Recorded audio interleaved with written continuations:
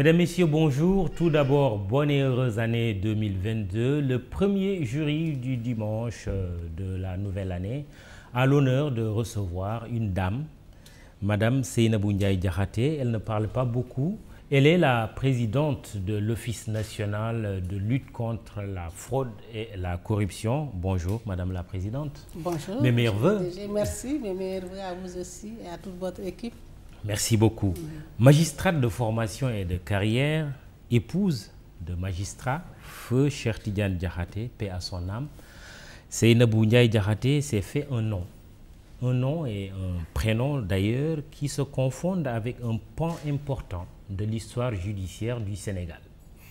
Présidente actuelle de l'OFNAC depuis juillet 2016, en remplacement de Madame Nafi Ngom Keïta, vous avez gravi tous les échelons de la magistrature sénégalaise et communautaire, substitut du procureur de la République, avocat général à la Cour de justice de l'UEMOA, premier avocat général à la même cour, conseillère à la Cour suprême du Sénégal en sa chambre administrative et chambre criminelle.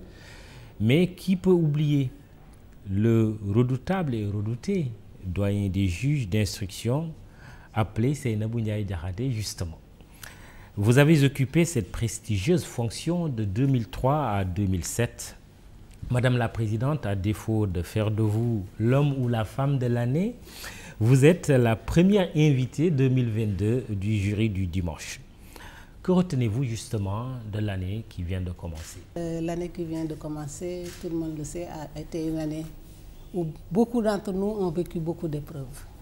La raison, c'est cette pandémie Covid-19 qui a secoué les familles, les sociétés et qui a secoué toute la planète, on pourrait le dire.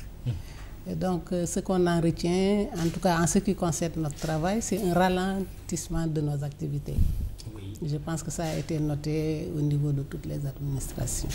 Alors, oui, quand on parle de l'OFNAC, en termes de bilan, au cours de l'année 2021, qu'est-ce qui a été fait? Je ne saurais en une heure de temps vous faire le bilan de l'année. Parce qu'il y a eu beaucoup de choses. Beaucoup de choses ont été faites. Vous savez, le rapport d'activité de l'OFNAC annuel est élaboré à la fin de chaque année. Et ce rapport est remis d'abord au président de la République avant d'être publié par tout autre moyen. Donc c'est ce rapport qui retrace l'ensemble des activités que nous avons menées. Il faut distinguer ce rapport des rapports d'enquête. Les rapports d'enquête, ce sont les rapports qui sont élaborés suite aux investigations que nous menons lorsqu'une personne est soupçonnée à tort ou à raison d'avoir commis des faits de corruption, des faits de blanchiment d'argent ou d'infractions connexes ou pratiques assimilées, c'est ce que dit le texte. Ces rapports sont remis directement au procureur de la République et qui apprécie la suite à les donner. Ce rapport entre dans le cadre de ce qu'on appelle la reddition des comptes. Donc c'est pour satisfaire l'obligation reditionnelle de l'OFNAC que ce rapport est établi. Dans la loi qui crée l'OFNAC, il est précisé que ce rapport est remis au président de la République avant d'être diffusé par tout autre moyen. Une fois qu'il est remis, on peut le diffuser. Mais on ne peut pas le diffuser avant la remise au chef de l'État. Voilà, oui. C'est ça. D'accord. Alors, à côté de ce rapport, il y a ce qu'on appelle les rapports d'investigation, les rapports d'enquête. Vous savez, au niveau de l'OFNAC, il y a un département qu'on appelle département investigation, qui est chargé donc d'enquêter et même de faire des missions d'audit lorsqu'on reçoit des dénonciations ou des plaintes mettant en cause une personne bien déterminée. Il est possible également que l'OFNAC s'autosaisisse. La loi lui permet, lorsqu'il est au courant de faits entrant dans sa compétence, de s'autosaisir. Ces rapports sont remis directement au procureur de la République. Les rapports d'enquête ne passent même pas par le président de la République. Non, sont remis directement au procureur de la République, après analyse par l'Assemblée générale des membres. Cette analyse nous permet de voir s'il y a des présomptions de nature à. C'est dire donc qu'on est dans le domaine de la probabilité. C'est une collecte d'informations mise à la disposition du procureur de la République qui apprécie, selon le principe de l'opportunité des poursuites, la suite à donner à ces rapports. Mais en termes d'évaluation, qu'est-ce qu'on peut dire aujourd'hui de la lutte contre la corruption au Sénégal? Vous savez, en 2016, l'OFNAC avait commandité une étude. C'est l'étude sur le coût et la perception de la corruption. confiée à un cabinet suite à un appel d'offres. Donc c'est sur la base de cette étude que nous avons orienté nos actions, aussi bien dans le cadre de la prévention que dans le cadre des investigations. Mais l'OFNAC en tant que tel ne peut pas s'évaluer. On ne l'a jamais fait. Sinon, il y a Transparency International, Mo Ibrahim, qui évolue les États chaque année. Et depuis 2016, vous avez vu que nous sommes toujours dans la zone rouge 45, mais au sein de l'espace CEDEAO, nous sommes bien placés. Au sein de l'espace UEMOA, nous sommes également premiers. Vous êtes premier en termes de lutte. Le Sénégal. Le Sénégal, pays, oui. Ouais. En termes de lutte contre la corruption, le Sénégal. Prévention surtout. Prévention. Contre la corruption. Premier dans l'espace CEDEAO et dans l'espace. Non, dans l'espace UEMOA. Et dans l'espace CEDEAO. Deuxième. Oui, je crois. Mais toujours est-il que nous sommes dans la zone rouge, Madame la Présidente. Oui, qu'est-ce que cela veut dire? Que l'OFNAC n'est pas efficace? C'est des critiques également qui reviennent souvent. L'appréciation ne relève pas seulement des performances de l'OFNAC.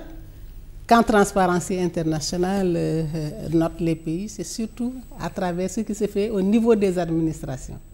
L'OFNAC, c'est l'institution dédiée à la lutte contre la corruption. Mais ce n'est pas l'unité de mesure, l'unique indicateur pour savoir si notre pays avance, oui ou non.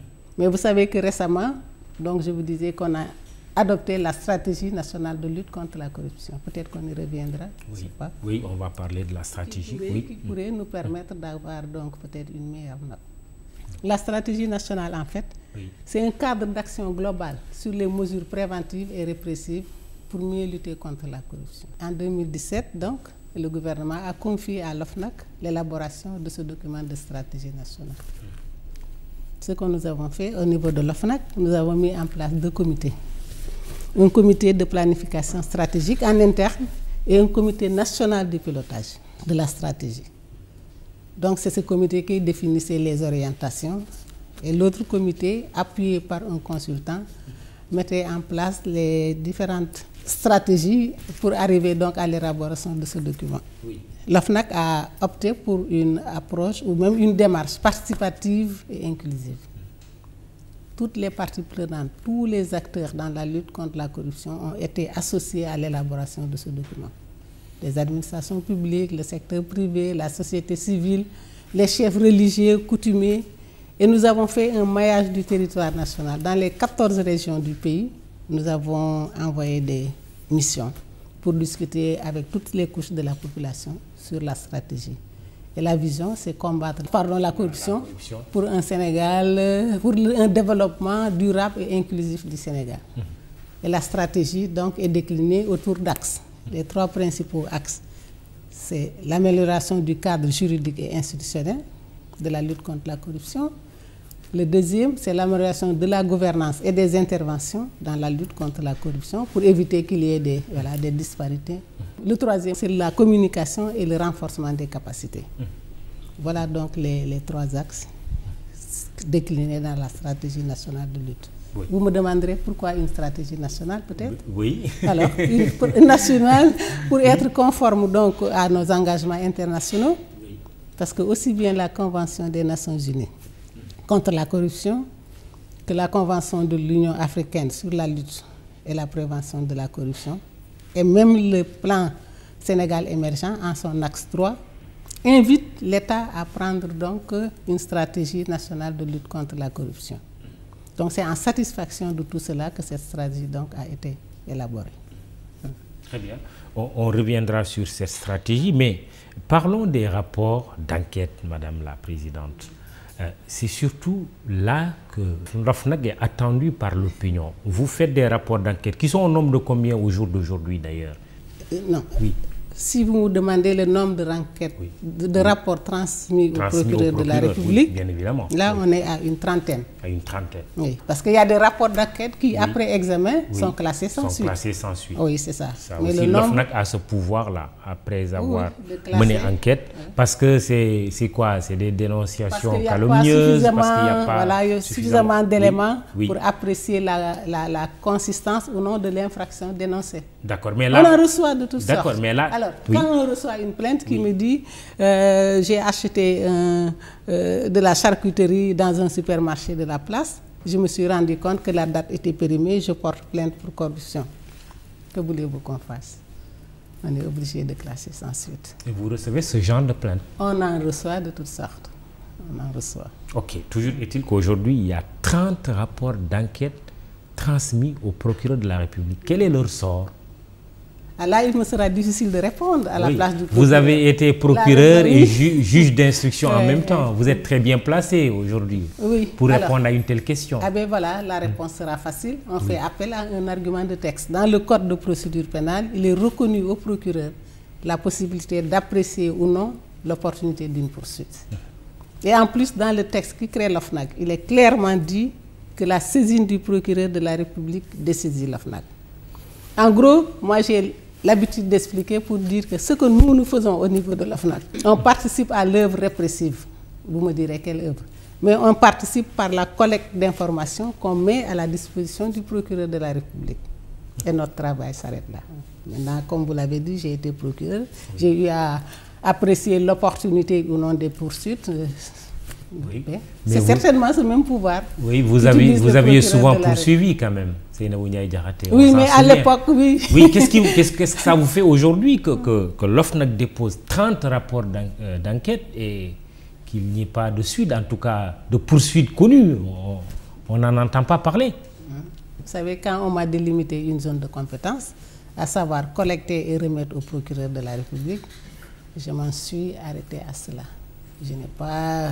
C'est vrai que j'aurais aimé que... Mais bref, comme je vous l'ai dit... Vous auriez aimé qu'il y ait des poursuites? Ça dépend aussi également des dossiers. Mais le procureur de la République, encore une fois, a ce pouvoir de classer sans suite une plainte, de classer sans suite un dossier. Je ne sais pas si les dossiers ont été classés sans suite ou s'il y a des poursuites. En tout cas, à ma connaissance, nous n'avons pas eu l'écho de poursuites. Il y a quelqu'un parmi nos auditeurs qui donne un cas concret. Il s'appelle Malik Sissé. L'affaire dite des 94 milliards qui avait fait l'objet d'un rapport d'enquête. Il dit, cette affaire avait tenu en haleine tout le pays. Je veux savoir s'il y a réellement un rapport de l'OFNAC. Ça, c'est... on peut le confirmer, effectivement, il y a eu un rapport d'enquête de l'OFNAC déposé auprès du procureur. Est-ce que ce rapport ne confirme pas les dires d'Ousmane Sonko? C'est la question de Malik Sissé. Vous savez, je vous l'ai dit tout à l'heure, je pense que je vais le répéter. Au niveau de l'enquête de l'OFNAC, nous sommes tenus par deux principes. Le principe du secret de l'enquête qui nous interdit donc de dire le contenu de nos enquêtes. Il y a également le principe universellement connu de la présomption d'innocence. Ce qui veut dire que tant qu'une personne n'est pas jugée, condamnée par une juridiction, on considère que cette personne est innocente. Il suffit donc de dire que telle personne a été poursuivie dans un dossier ou telle personne a été interrogée à l'OFNAC pour que cette présomption d'innocence se transforme en présomption de culpabilité. Alors tout cela m'interdit donc à parler du contenu, mais le rapport a bel et bien été déposé au niveau du parquet. Il a été déposé au niveau du procureur de la République. Il y a eu une autre plainte également enregistrée par le procureur sur la même affaire. Refus d'informer du juge d'instruction, appel de Ousmane Sonko à travers ses conseils auprès de la chambre d'accusation qui a confirmé également le refus d'informer. Qu'est-ce que vous en dites? Bon, le juge est dans ses droits de refuser d'informer à condition qu'il motive sa décision et je pense qu'il a motivé la décision. Mais un juge d'instruction peut refuser d'informer s'il estime qu'il n'y a pas assez d'éléments ou de présomptions pouvant permettre l'ouverture d'une information judiciaire. Je l'ai fait en tant que juge. Maintenant, pour ce dossier, je ne sais pas quelle a été la motivation du juge pour refuser d'informer et quelle est la motivation de la chambre d'accusation pour confirmer la décision du juge d'instruction. Et pour l'OFNAC, il y avait vraiment matière à instruire? Encore une fois, je vous ai dit qu'il me sera difficile, il m'est même interdit de parler du contenu de mes enquêtes. En tout cas, puisque le dossier a été transmis, cela veut dire qu'on a collecté un certain nombre d'éléments pouvant présumer, encore une fois, quand on parle de présomption, on est dans le cadre de la probabilité. On parle d'indice de présomption. Cela veut dire un raisonnement du juge pour asseoir ou non une infraction à la loi pénale. Très bien. Alors, est-ce que, parce qu'on se rend compte qu'il y a certes des rapports d'enquête, mais leur sort n'est pas aussi évident que ça, parce que le procureur reste le maître des poursuites. Il pourrait être envisagé une réforme. Est-ce que vous y avez travaillé? Qu'est-ce que vous suggériez sur ce cas précis? Justement, je disais tout à l'heure que nous, nos critères de vérité, ce sont les textes. De carte de référence, ce sont les textes. Alors, lorsqu'on a ouvert des dossiers, lorsqu'on a relu les textes et tout, nous nous sommes rendus compte qu'il y a des insuffisances naturellement. Et nous avons entrepris au niveau de l'OFNAC la relecture des textes. On a mis en place un comité de relecture qui a été élargi à d'autres administrations en dehors de l'OFNAC. Nous avons relu la loi qui crée l'OFNAC, la loi de 2012 et la loi de 2014 relative à la déclaration de patrimoine. Nous avons fait des propositions et le dossier, donc l'avant-projet sera remis à qui de droit pour suite éventuelle à donner. Mais nous avons remarqué quand même qu'il y a quelques insuffisances. Sur les poursuites, par exemple. Les poursuites et même la déclaration de patrimoine. Okay. Vous savez, dans certains pays, la déclaration de patrimoine est publiée. Là, vous ne pouvez pas avoir accès à nos dossiers de déclaration de patrimoine. Et la procédure est purement confidentielle. Mais il y a des pays où la déclaration est publiée au journal officiel et dans d'autres supports. C'est le cas, par exemple, du Burkina Faso, du Niger, ainsi de suite. Vous l'avez préconisé? Nous l'avons préconisé. En plus, nous avons préconisé l'élargissement de la déclaration de patrimoine aux déclarations d'intérêt. Vous entendez souvent parler de conflit d'intérêt. En France, c'est prévu, ailleurs aussi. Mais en l'état actuel de nos textes, il n'est pas prévu. Ça également, on l'a proposé. Pour comparaison, vous l'avez évoqué tout à l'heure, la possibilité pour le procureur de poursuivre et de ne pas poursuivre. Donc, le principe de l'opportunité des poursuites ailleurs, et même au Sénégal, en ce qui concerne le branchement de capitaux, n'est pas effectif parce que le procureur est tenu de poursuivre, d'ouvrir en tout cas une information judiciaire et de remettre au juge d'instruction. Nous, on n'a pas, les rapports de l'enquête ne bénéficient pas de ce que je pourrais appeler privilège. Là aussi, vous le préconisez. Pour que le procureur soit obligé de poursuivre. C'est ça. Vous savez, le blanchiment de capitaux et la corruption, je dis souvent que ce sont les deux facettes d'une même médaille. On ne comprend pas pourquoi avec les dossiers de l'OFNAC, on ne devrait pas pouvoir avoir Très bien. Ce privilège. Je rappelle que nous recevons dans ce premier numéro du jury du dimanche iRadio, ITV, imedia.sn, Madame Seynabou Ndiaye Diakhaté, la présidente de l'OFNAC, Office national de lutte contre la fraude et la corruption au Sénégal. Déclaration de patrimoine, justement. Combien d'assujettis? Mais là, je parle au niveau gouvernemental, parce qu'il y a l'année dernière, le chef de l'État, en Conseil des ministres, a dit il faut que tout le monde fasse sa déclaration de patrimoine après la formation du dernier gouvernement. Est-ce qu'aujourd'hui, les 34 membres du gouvernement du Sénégal ont sacrifié à l'obligation de déclaration de patrimoine auprès de l'OFNAC? Oui. Tous les ministres ont fait leur déclaration de patrimoine. Oui, je le confirme. Oui. Ils ont tous fait leur déclaration de patrimoine. Oui. Mais la déclaration de patrimoine, comme vous le savez, concerne également d'autres fonctionnaires. Oui. C'est ça, oui. Oui. Donc, en dehors des ministres, il y a certains chefs d'institutions, il y a également ceux qui gèrent des budgets, comme moi, un budget de plus de 1 milliard, sont obligés de faire leur déclaration de patrimoine. Oui. Et en termes de proportion, aujourd'hui, il y a en valeur relative, on peut dire peut-être 60%, parce que nous avons répertorié depuis 2014 766 déclarations de patrimoine d'entrée et 156 déclarations de patrimoine sorties. Oui, parce que le principe, c'est de faire une déclaration à l'entrée et après une déclaration à la sortie.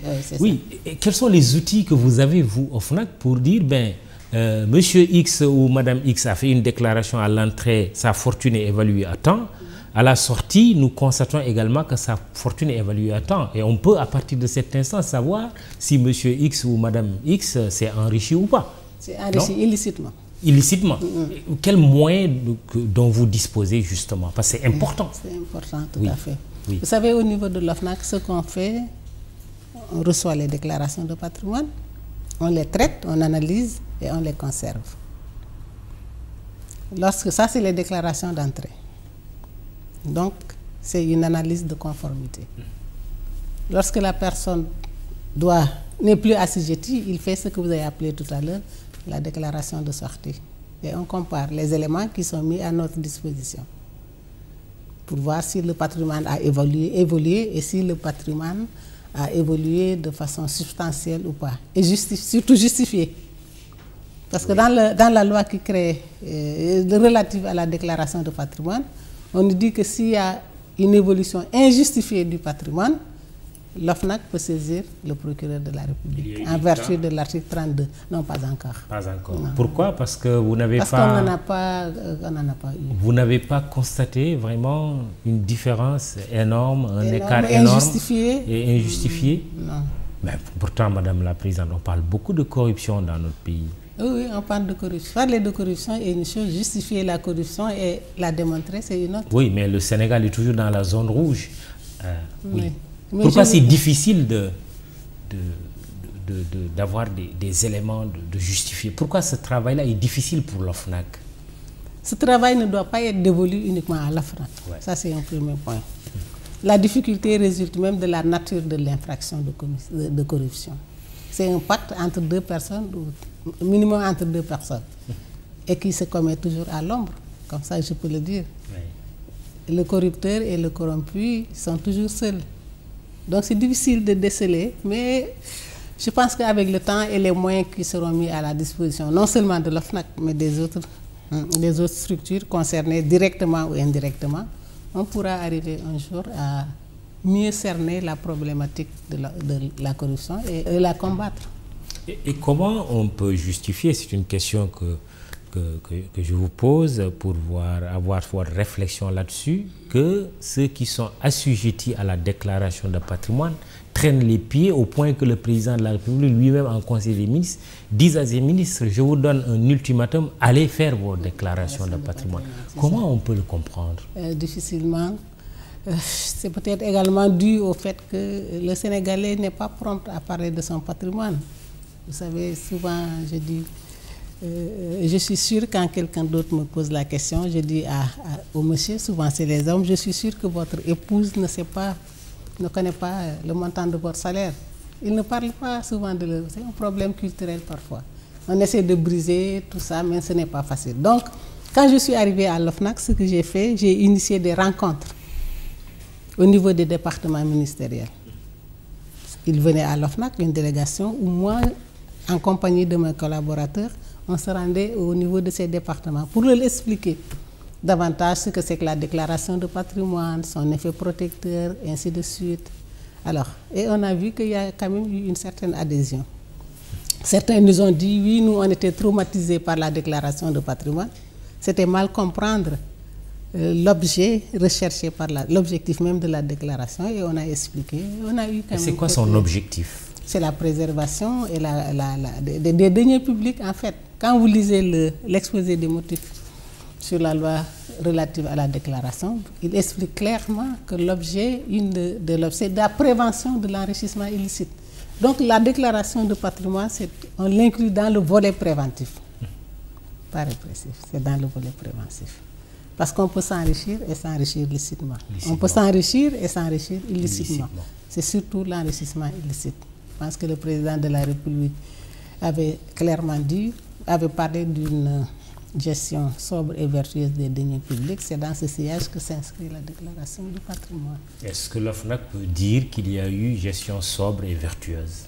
Il y en a eu, peut-être pas partout, mais il y en a eu. Il y en a qui sont conscients de cela et qui le font. Par contre, on ne peut pas faire l'unanimité. Il y en a qui continuent à penser que les deniers publics, ce ne sont pas des deniers qui intéressent toute la population, que tous les moyens sont bons pour s'enrichir. C'est une question de conscience personnelle également.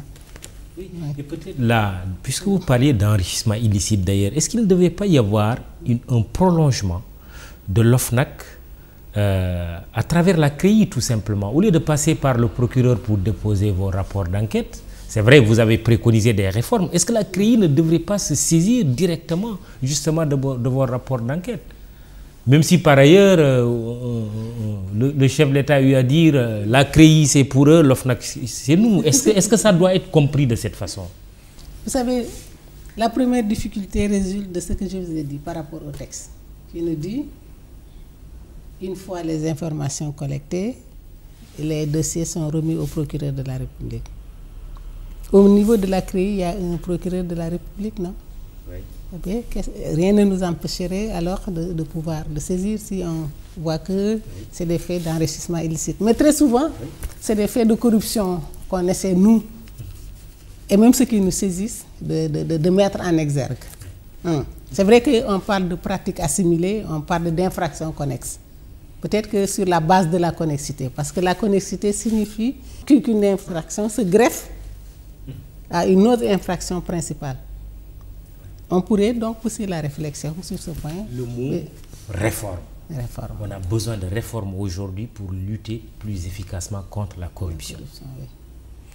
Seynabou Ndiaye Diakhaté, les régies financières de l'État font couler beaucoup d'encre et de salive.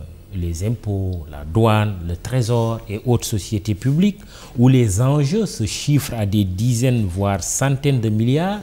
Une question qui est revenue souvent de la part des Sénégalais qui nous suivent et qui ont posé des questions justement, c'est que on parle de scandale depuis quelque temps, on n'entend pas l'OFNAC. Alors que vous pouvez vous autosaisir. Est-ce que sur ces cas-là, depuis quelque temps de scandale présumé, l'OFNAC s'y intéresse est-ce que vous vous êtes autosaisi? Alors, je vous ai dit tout à l'heure qu'il était difficile de répondre à certaines questions. La raison est simple. C'est ces deux principes que j'ai évoqués. Alors, aujourd'hui, si l'OFNAC s'autosaisit d'un dossier, tant que le dossier n'est pas bouclé, l'enquête transmis au procureur, ou tant que le rapport d'activité, qui fait un résumé succinct des rapports d'enquête, n'est pas élaboré et diffusé, il est difficile de savoir si l'OFNAC a fait quelque chose ou pas par rapport donc à ces dossiers. Ça, c'est un. La deuxième, je vous ai dit, nous, on travaille pour la justice.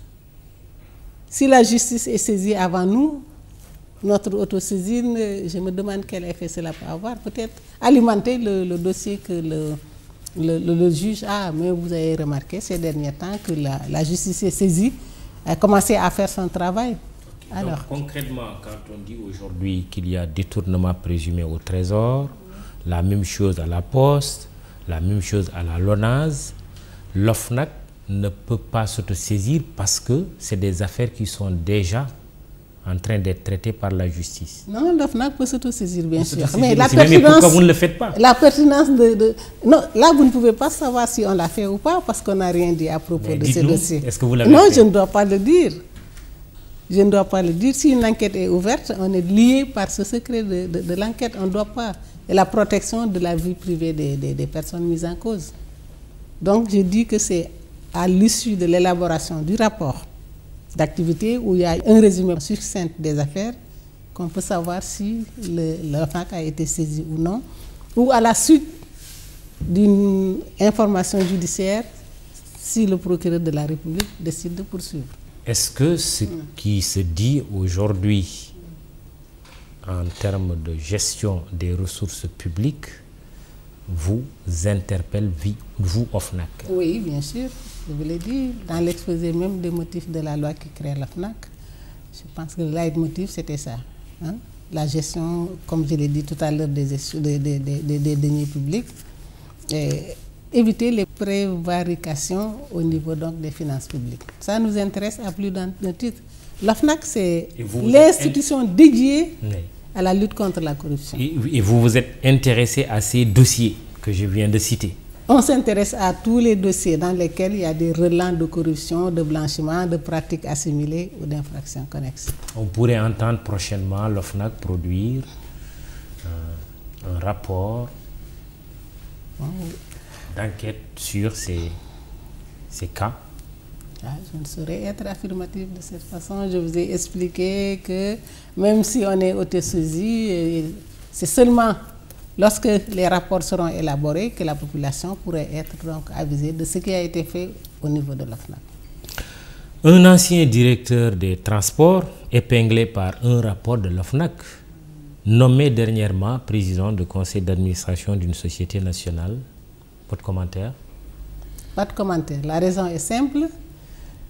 J'ignore la consistance de ce dossier. Ça, c'était avant donc nous, c'était avant 2016. Oui. On arrivait à l'OFNAC. La deuxième, le président de la République dans la Constitution, il est bien dit qu'il nomme aux emplois civils et militaires. À lui d'apprécier donc les nominations au niveau donc. Mais il y a aussi un principe sacro-saint, c'est la continuité, même si vous n'étiez pas là. Il y a la continuité du service public de l'État. Bien sûr, oui. Mais je pense que l'élément décisif, comme je l'ai dit tout à l'heure, c'est le pouvoir reconnu au président de nommer aux emplois civils et militaires.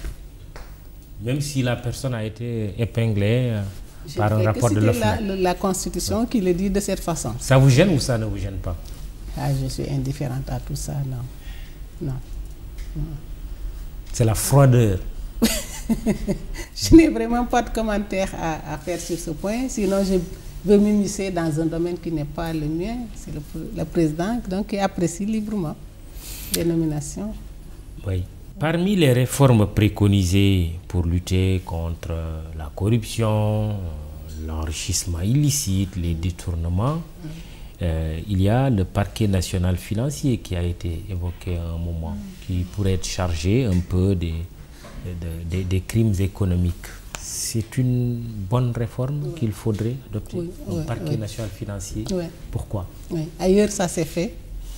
Ça permet donc déjà de fédérer toutes les synergies au niveau de ce parquet national, de spécialiser également les juges.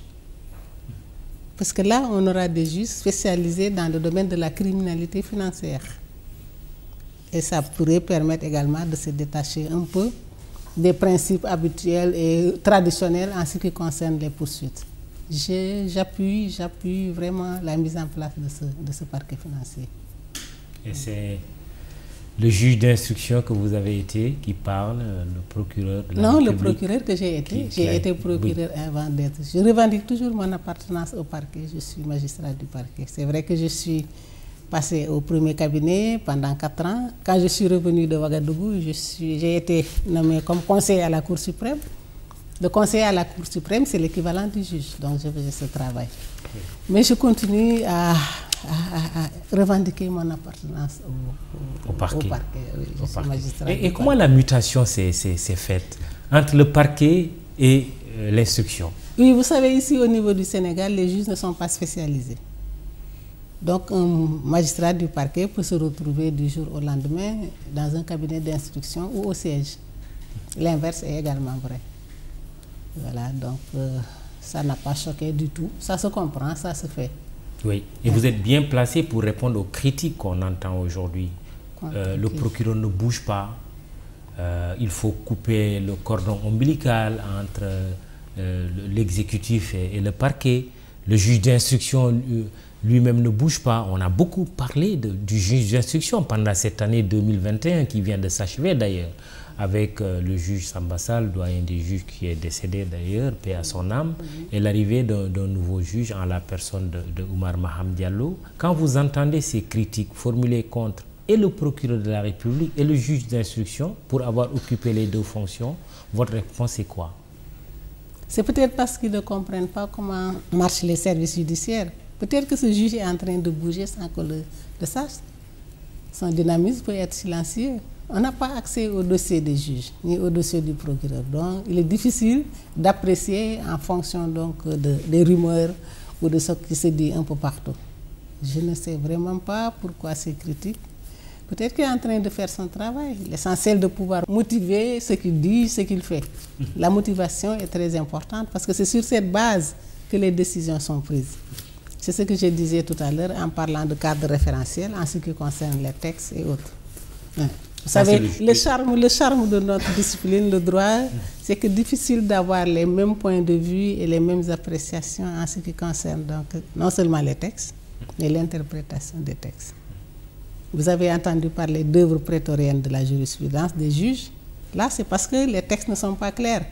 Et le juge, lui, à sa manière, donne une interprétation. Et ça peut pousser même le législateur à adopter d'autres textes. Donc c'est ça le rôle prétorien, en gros, du juge. Ça, c'est le juge d'instruction. Quid du procureur? Non, le juge d'instruction et le juge du siège surtout. C'est surtout le juge du siège en ce qui concerne ça. Oui, d'accord, mais il y a le aussi procureur en l'état actuel de nos textes dépend du procureur général, qui dépend du procureur du ministre de la Justice, ainsi de suite. Là également, en l'état actuel des textes, c'est difficile. C'est vrai, c'est facile de faire des critiques, Mais lorsqu'on se base sur ces textes, on comprend facilement ce rattachement entre le procureur de la République et le procureur général, le ministère de la Justice, ainsi de suite. Est-ce que la solution pourrait consister à sortir le président de la République du Conseil supérieur de la magistrature? Il continuerait malgré tout à signer les décrets de nomination des juges et des procureurs. Et votre position là-dessus, sur le Conseil supérieur de la magistrature, c'est... Je préfère par décence et par principe ne pas en parler, laisser aux autorités judiciaires d'en parler, même si je suis de la famille judiciaire. Je rappelle que nous recevons dans cette émission le jury du dimanche, Madame Seynabou Ndiaye Diakhaté, présidente de l'OFNAC. Revenons à l'OFNAC.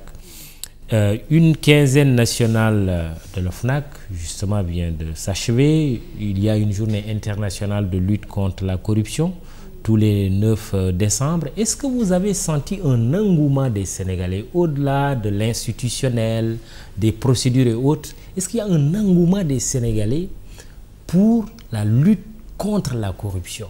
Merci beaucoup. Vous savez, chaque année, le 9 décembre, est célébrée la journée internationale de lutte contre la corruption. Le 9 décembre, c'est la date de signature de la Convention des Nations Unies contre la corruption à Mérida. Au niveau de l'OFNAC, depuis 2017, nous avons estimé qu'en une journée, il était difficile de sensibiliser les populations. Et nous avons opté pour une quinzaine. Et le lancement de la quinzaine se fait le 9 décembre de chaque année. Alors, c'est de forts moments de communication pendant cette quinzaine. Des journées de désensibilisation avec toutes les couches de la population. Chaque année, un thème est choisi par les Nations Unies. Cette année, le thème, c'est « Votre droit, votre rôle, dites non à la corruption ». Alors, lorsqu'on nous a communiqué ce thème, j'ai dit, nous, on était déjà en avance. Parce que dans nos slogans, on met toujours tous concernés, tous engagés. Nous sommes tous responsables. Et on a donc mené nos actions en fonction de tout cela. Les autorités religieuses. Vous avez remarqué que le 9 décembre, le vendredi suivant, dans les mosquées, les sermons portés sur la corruption, vous l'avez remarqué. Tout à fait. Le dimanche suivant, au niveau des églises, également, on a beaucoup parlé de corruption. Oui. Donc la stratégie aujourd'hui, c'est justement faire en sorte que les Sénégalais s'approprient eux-mêmes cette lutte contre la corruption. C'est ça. C'est l'effet recherché. Est-ce que ça donne des résultats déjà? Oui. En plus donc de ce que je viens de citer, au niveau de la banlieue, nous avons associé les acteurs culturels qui véhiculent également des messages assez forts, hein, par l'écriture, par la peinture, par la musique, et ainsi de suite. On a dit Nafi Diop, la corruption, Nafi Diop, et les cultures urbaines au service de la lutte contre la corruption. Et on a senti un véritable engouement. On a senti également une meilleure compréhension des missions de l'OFNAC. Parce que pour la plupart des Sénégalais, l'OFNAC, c'est la répression. Ce qui n'est pas vrai. Nous avons deux missions principales. Une mission de prévention et une mission de lutte contre la corruption. Nous menons les deux et nous pensons qu'il est important de sensibiliser surtout les jeunes qui, dès le bas âge, pourraient donc comprendre les méfaits de la corruption. D'où ces questions, puisque vous parlez des jeunes, il y a des jeunes qui se sont intéressés à cette émission. Cher Malick Fall, pourquoi l'OFNAC ne publie pas ses rapports à temps pour les Sénégalais et non pour le président de la République? La population a le droit de savoir ce qui se passe réellement dans notre pays. Et puis plus loin, Ngom Ibrahima, bonjour Madame la Présidente. Est-ce que l'OFNAC n'aurait pas échoué dans sa mission de lutter contre la corruption? Sinon, pourquoi ces détournements à outrance? Commençons d'abord par étapes. Pourquoi vos rapports ne sont pas à jour? Il y a quand même voilà, beaucoup de temps, vous mettez beaucoup de temps avant de les publier. Les rapports d'activité? Oui, les rapports d'activité. Alors, tout à l'heure, pourquoi les transmettre au président de la République aussi? C'est la question de cher Malick. Oui, c'est la loi qui le prévoit. Oui. Les rapports d'activité sont transmis au procureur de la République. Les rapports d'enquête? Non, les rapports d'activité. D'activité sont transmis au président de la République. Le texte oui, est là, la loi 2012-30 le dit clairement. Oui. Et ensuite publié par tout moyen approprié. D'accord. Alors jusqu'ici, les rapports que nous avons remis au procureur de la République ont été publiés sur le site de l'OFNAC. Vous parlez du procureur.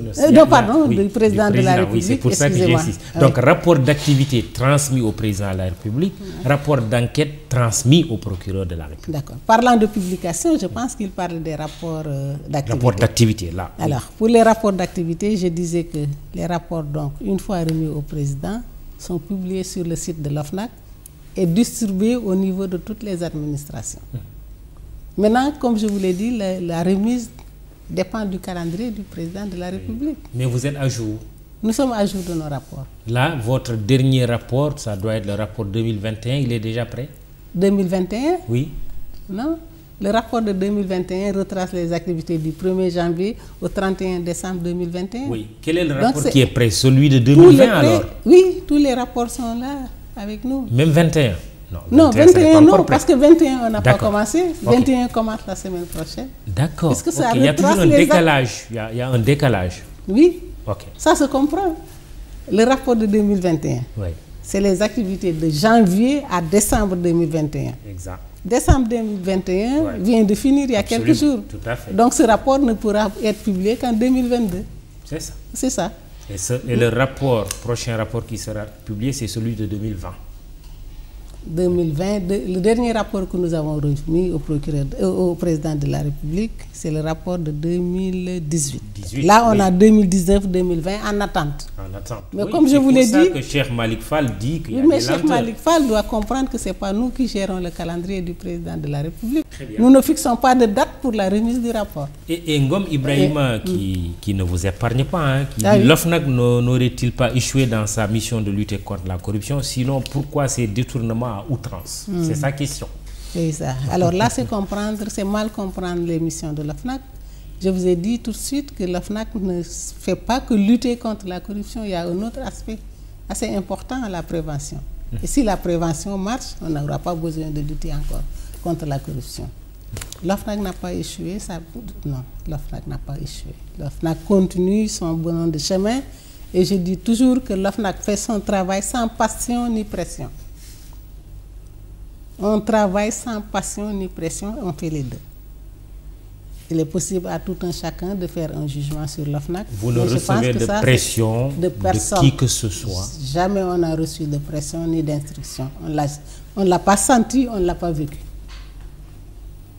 On ne vous a jamais dit classer ce dossier sans suite ou mettez-le sous le coude? Jamais, jamais. Nous, on ne met pas de coude sous le coude. Non, jamais.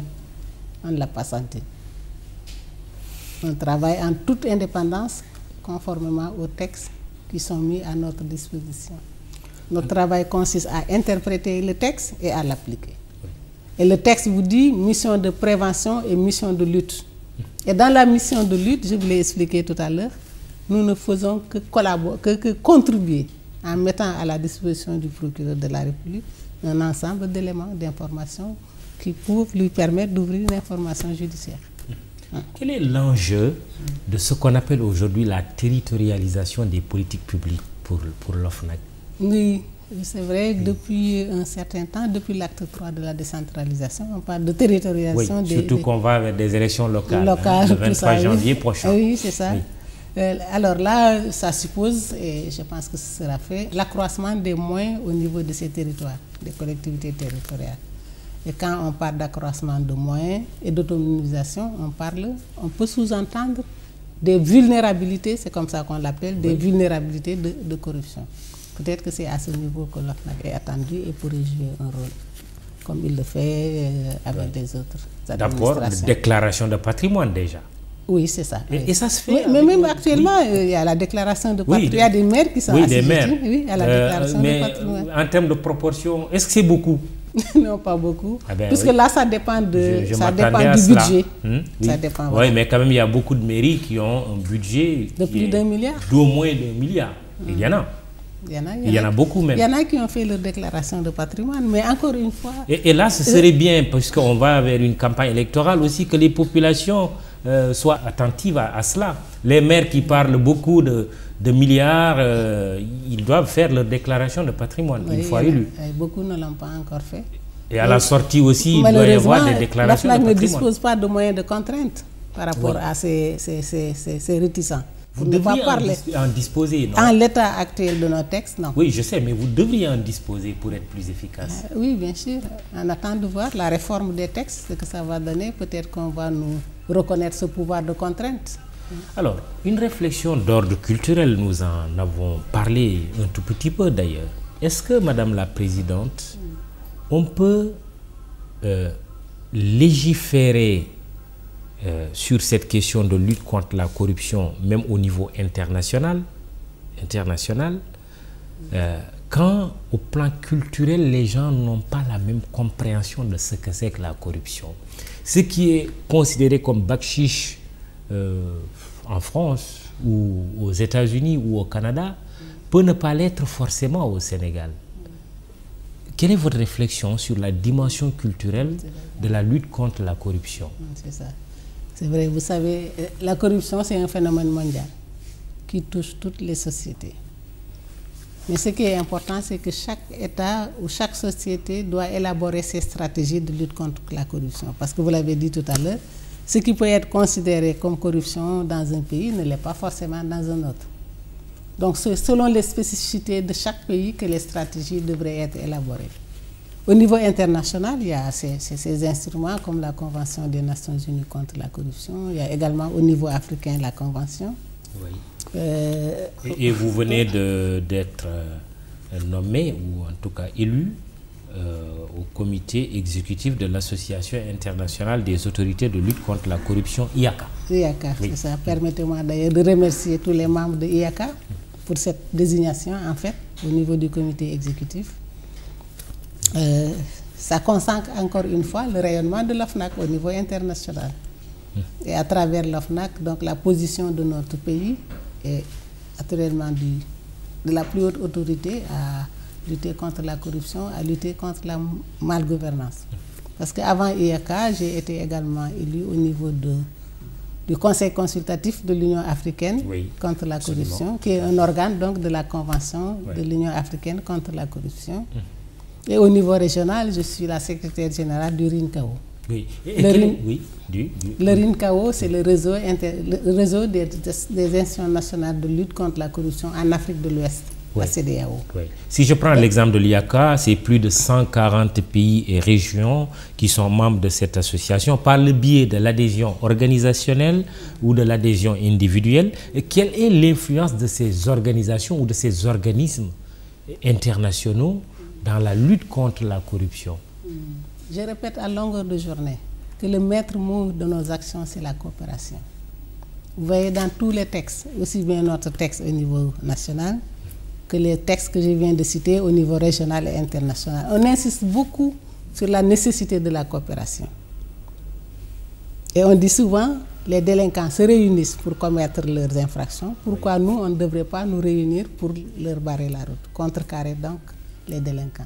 Et on insiste beaucoup, c'est la raison pour laquelle il y a un réseau de coopération à tous ces niveaux. Et le Sénégal est présent dans les comités exécutifs, donc les organes dirigeants de ces institutions-là, de ces associations comme le RINCAO, l'ACA. Il y a l'IACA, mais il y a l'ACA aussi. L'ACA, c'est au niveau africain. Nous avons même organisé en 2018 l'Assemblée générale de l'ACA. Je suis la vice-présidente de l'OFNAC. Cela veut dire que ça consacre encore une fois le rayonnement de nos institutions et de notre pays au niveau international. Et vous avez remarqué également qu'au mois de juin dernier, je crois, en ce qui concerne les ressources publiques, nous avons été bien notés dans la gestion par l'Institution de gouvernance des ressources naturelles, qui nous a attribué une note de 82 sur 100. Nous sommes premiers en Afrique. Oui. Maintenant, on a détrôné le Ghana et deuxième dans le monde derrière la Norvège. Alors, des délinquants qui se réunissent, comme vous l'avez dit, qui s'associent, mais des délinquants très outillés aujourd'hui avec des moyens très sophistiqués pour commettre leur forfait. Mais le Sénégal a comme perspective l'exploitation de ressources pétrolières et gazières. Il y a d'ailleurs un projet de loi relatif au partage et à l'encadrement de l'exploitation de ces ressources tirées des hydrocarbures. Comment l'OFNAC se prépare à cette perspective-là? Oui, donc je disais tout à l'heure qu'on était bien noté en ce qui concerne la gouvernance des ressources. Oui. Et donc pour la note qu'on nous a attribuée par l'Institut que je viens de citer, il y a eu principalement 3 composantes. Et il y en a eu sur la gestion donc des ressources naturelles. Ce projet de loi donc qui prévoit un fonds pour le budget, un autre fonds intergénérationnel pour les générations à venir. Je pense que le président de la République, même hier dans son discours, en a parlé, permettra encore une fois de nous mettre en phase davantage avec les standards internationaux. Et nous avons au niveau de l'OFNAC une étude en cours pour les vulnérabilités dans le secteur extractif. L'étude donc n'a pas encore été livrée et ça nous permettra encore une fois, comme on a fait avec la première, d'orienter nos actions en fonction de ce qui ressortira comme vulnérabilité dans ce secteur. Mais avant cette étude, nous avons tenu des ateliers avec les secteurs vulnérables de l'administration. On en a tenu avec des eaux et forêts, la douane, la pêche, ainsi de suite. C'est dire donc que nous, on joue ce rôle également de veille en ce qui concerne ces différents secteurs pour dénicher les vulnérabilités et vérifier les secteurs les plus corruptogènes et mener nos actions en fonction. Et ce sera surtout des actions de sensibilisation. Veille et anticipation aussi. C'est ça, oui. C'est pour ça d'alerte, oui, oui, c'est que ça. vous parliez tout à l'heure d'un parquet national financier, qu'il faut que vos rapports d'enquête fassent l'objet de plus de diligence. Par exemple, qu'il y ait une obligation de poursuite qui incomberait au procureur de la République, comme cela se fait dans le cadre de la lutte contre le blanchiment. Nous allons terminer par une note beaucoup plus personnelle, mais qui peut toujours servir aux Sénégalais. Seynabou Ndiaye Diakhaté, vous avez été doyen des juges au moment de l'affaire dite des chantiers de Thiès. Et à cette époque, votre époux, paix à son âme, Cheikh Tidiane Diakhaté, qui a été président du Conseil constitutionnel, mais qui était président de la commission d'instruction de la Haute Cour de justice, officier également. Comment le couple Diakhaté avait géré cette affaire à un moment donné? Alors là, je vais faire une rectification pour dire que, étant doyen des juges, je n'ai pas eu à gérer un dossier de chantier de Thiès. Non. Non, il y a toujours cette confusion. Oui, on en a parlé, mais c'était sans comprendre. Le dossier que j'ai eu à gérer, c'est le dossier d'atteinte à la sûreté de l'État. C'est différent. Atteinte à la sûreté de l'État. Oui, parce que le dossier des chantiers... M. Idrissa Seck, voilà. Mais il y avait l'atteinte à la sûreté de l'État et l'autre dossier. Le dossier des chantiers de Thiès, ça c'était la cour d'appel avec donc le président Tidiane Diakhaté, le regretté, paix à son âme. Donc moi, c'est surtout le dossier d'atteinte à la sûreté de l'État. Et ce dossier, je l'ai bouclé en retenant une infraction qui n'était pas celle d'atteinte à la sûreté de l'État, mais une autre infraction. Et c'est en ce moment que j'ai quitté pour aller à Ouagadougou, à la Cour de justice, où je suis restée 8 ans. Je ne sais pas, je n'ai pas entendu parler de jugement en ce qui concerne cette affaire. Une affectation qui était innocente comme ça, tout à fait naturelle? Ou c'était une façon de vous éloigner du Non, dossier? non, pas du tout, pas du tout. Au contraire. Au contraire, il fallait donc, après le droit pénal, découvrir un autre droit. C'était le droit communautaire. Je ne regrette pas d'avoir séjourné à Ouagadougou. J'ai beaucoup appris. Et c'est une façon également de reconnaître qu'au niveau de notre pays, il y a également des expertises pour ce genre de travail. Mais au niveau de la Cour, vous savez, il y a 8 juges. Chaque juge est ressortissant d'un État membre de l'UEMOA. Donc j'ai remplacé d'autres juges. J'ai remplacé un des collègues qui a remplacé un autre. C'était tout à fait naturel et c'était la première fois qu'une dame quittait donc le Sénégal pour occuper ce poste.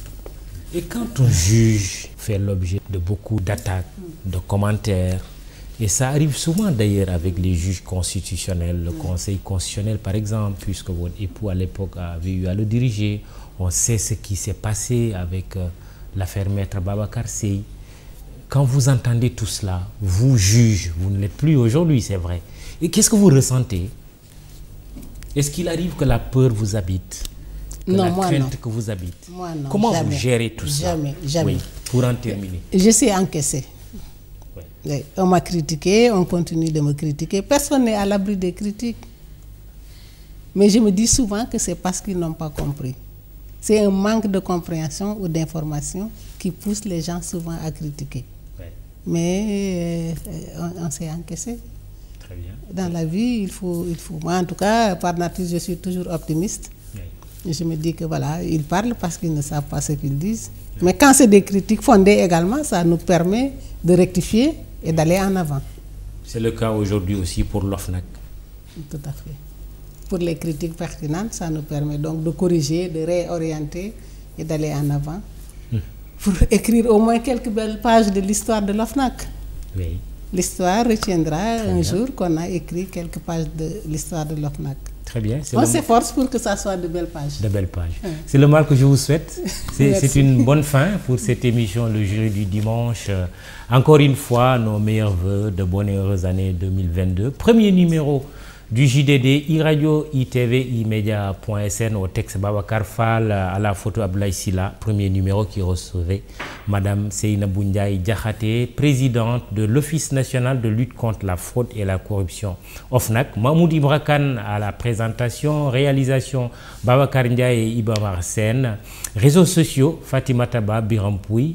Bon dimanche, rendez-vous dimanche prochain, excellente année 2022.